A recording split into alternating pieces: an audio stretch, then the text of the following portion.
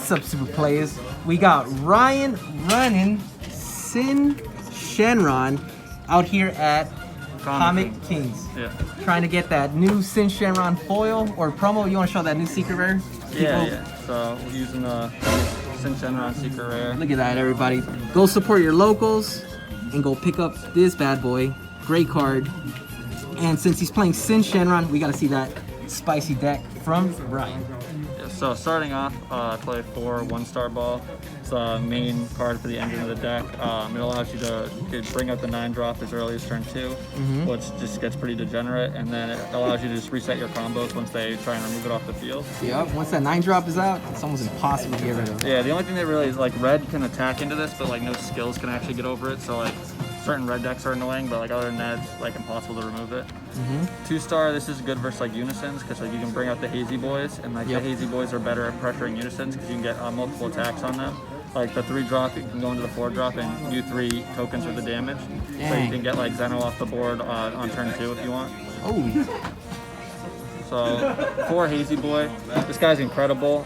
Every time you play him, it just replaces himself, and then he's a 15k crit. And with your leader, so if you play him early, he can just restand himself, so you can protect him and keep pressuring your opponent. And then if you need, you can go into the 4-drop Hazy to either pressure them for the kill or to go after their Unisons early, because he has double strike and he X-evolves over a tapped one for free and restands. So you attack with your leader, attack with this, and that's 4 tokens. So that's like the way the deck has pretty good Unison removal early, and this can also be used as a combo to pop guys that are bigger entrance cost in their energy. So if they like bring out a Xeno cell, you can literally just kill it with this. Dang, offensive and defensive? Yep, yeah, it's just showing the combo stuff. Oh wow. It's basically like a Shugesh, yeah. Shugesh pop. So this is the guy that your 1-star brings out. This locks their leader from attacking. This is really good. Like the turn after they attack, you lock it, so next turn they can't get their draw. Or you can lock down certain battle cards you need. And also his blocker if you need, and then you just X-evolves into the 9-drop. And also it has the ability that if they pop it off the board with a skill, you get to draw a card and bring out the 1-star, which just makes the removal pretty valid. One of the promo. The new promo. What does this guy do? So he's more situational versus certain decks. You can just like lock their leaders. So once you get to turn 6, you can sacrifice this guy to tap their leader. Use your leader effect to bring this back and keep their leader tapped forever. So like versus decks like Janemba or decks that are leader dependent, you can just keep stuff tapped forever. And then he's just another name for the leader effect. And that's pretty much the reason I only play one. Only one out. You could, I guess, side deck another if you're afraid of Janemba, but for the most part, your leader's effect turn 6 already puts a ton of pressure on. So I feel like that's, enough pressure versus that deck. Like inherently, they're going to fuel your discard pile.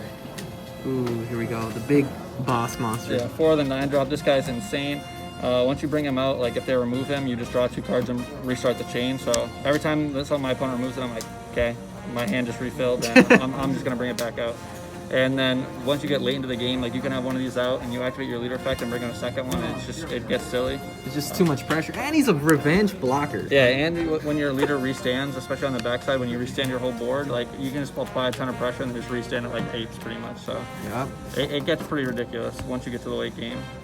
For the Unisons, I play 4 Mechikabra. To me, this is the best Unison. There's some competition. I think obviously Zeno and Red Sin Shenron and the new cooler are extremely good. Demigra.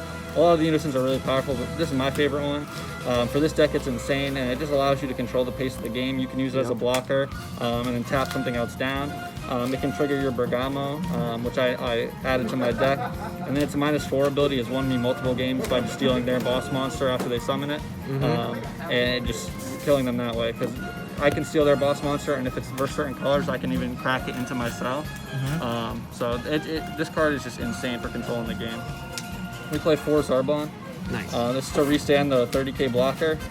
So versus certain decks, like versus Gotenks, sometimes they'll swing and Zamasu it to try and tap it so they can fuse into their 7-drop and kill it, and use Zamasu or Zarbon in the combo step and restand your guy, and they just cry because they just wasted their super combo to do nothing. Trust me, it happened to me when I was playing Gotenks. That's how I learned. That's how you learn? Yeah. For Zamasu, I think this is just the best super combo for the deck. I agree. It allows you to just stall and get to turn 6, which once you get to the late game, your deck kind of just wins versus most decks, especially the more fair decks. So This allows you to like mitigate aggro and allows you to activate stuff like Bergamo, which is another really powerful swing card. Yep. So I am playing 2 of them in the main There deck. you go. I was before playing the 1-drop Goku that swings and gets double strike for taking a life versus Unison. But in 5 rounds, I never casted it once, and I started it out every game. So I just decided to cut it for Bergamo. I played the deck more control-y, and I like having utility of this card. If your opponent plays into it, you just end their turn and summon a 20k body. That's also a 5-drop for Successor. Cool. 2 Vegeta's Final Flash allows you to shut off stuff like Double Strike, Triple Strike, Quad Strike, stuff like that. Even Victory Strike versus Invoker. So that's the main reason we're playing it. Invoker's probably the worst matchup for the deck.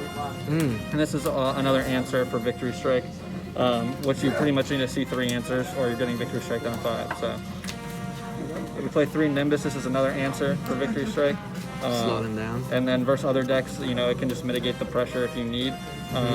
It did win me a few games last tournament that I played the deck. Just be able to have Nimbus the first attack, and then I have my blocker and like Mechicabra, and I'm just like, your turn's done. Like I have 30k Mechicabra and Nimbus, like your turn's pretty much over. So it just allows you to continually get to the late game. 1 Fu Shrouded. So this is just another boss monster that can just end the game. Obviously, you don't want to overwhelm a lot of the time because you don't want to warp your discard pile, but in certain situations, it just wins you the game, especially like if they're tapped out or they don't have a counterplay to it.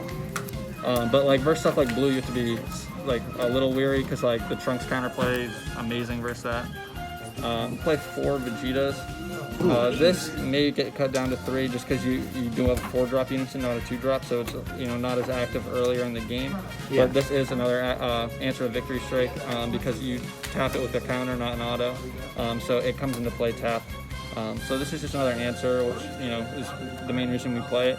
But I could see playing 3 as well. Currently, I was playing 4, and then. The last card, you can either choose between Cell Xeno or the new Sin Shenron. So if you're in the budget, go here. Yeah. If you want to ball out, go Cell. I would definitely recommend Cell. This card won me like 4 or 5 different games last time. Especially because on turn 6 you can crack into this and then use your leader effect and just bring your guys back for free. So shoot, I didn't even think about that. Yeah, it's pretty broken. This guy is obviously the more budget-friendly version, but he's still really powerful. If you bring him out off this, like it's just pretty hard to remove. They have to literally like attack over it multiple times and it just restands. So, and you can just, if they're gonna actually out combo it, you can just out combo that attack and like they have to continually try and pressure it. And it just starts bigger than like almost everything. So it's just hard to get off the field. And even if they do get off the field and don't kill you, you can just bring it back out again. So it just, once you get to the late game in this deck, it's pretty locky, which is one of the reasons I like it. If my opponent can't kill me early, then they kind of just lose. And then for the side deck, let's go. I don't have the full one on me because I borrowed the black Mechicabras. I don't have with me, but that would be in here. But we saw another Vegeta's Final Flash, and then also I can't remember the name of the card. I have it right here. Release from Evil. We side deck these cards, 2 of these and 1 of this as additional answers to Victory Strike versus that deck. Gotcha. And then we have the Black Mechicabra too, so we have 6 side cards for Invoker, since that is the worst matchup. 2 Double Strike Kais, just versus like aggro decks or decks that you want to have that extra Double Strike pressure. 2 Poutines versus any deck where it's live. I sided these last time, but most likely going to cut them because they were a little lackluster. What would you add them for? Probably an additional Haru Haru.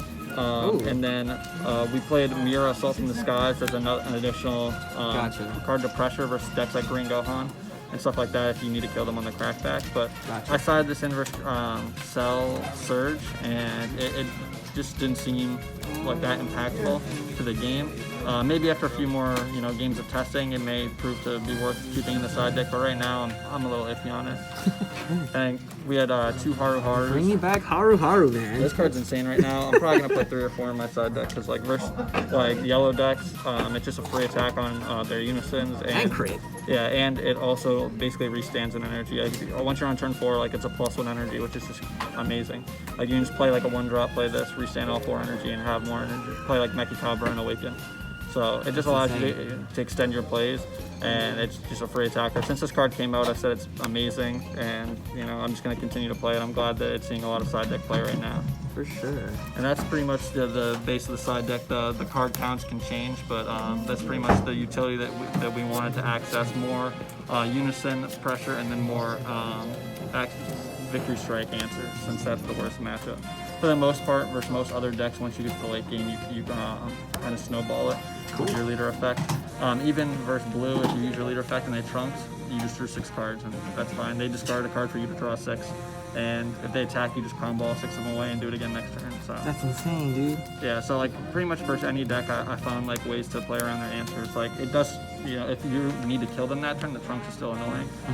But when you get them all in your hand, you still have so much defense because they're all 5Ks except for the 9 drop. So you draw like 5 to 6 5Ks to your hand every turn from using your leader effect if they do that. So it's not bad, and versus the other counter plays, they're just usually not impactful enough. If you tap my board down or something like that, I just restand. So like you stopped it for a turn. So Yamcha, the only problem I did have was I used this versus one of my teammates, Colin Kaiser, and he would respond with Vegeta Explosive Weakness in window 1 and Yamcha in window 2. So that kills your entire board. Oh, you could do it twice. Yeah, because there's 2 windows. Like Oh, wow, I didn't you know that. activate the window. You activate a skill which creates a window, and then when they're actually put in play, it creates a second window. Oh, I didn't know that. The more you know. Yeah, so he able to play Vegeta in window 1, and then Yamcha says you can't play additional counter plays, then Yamcha in window 2.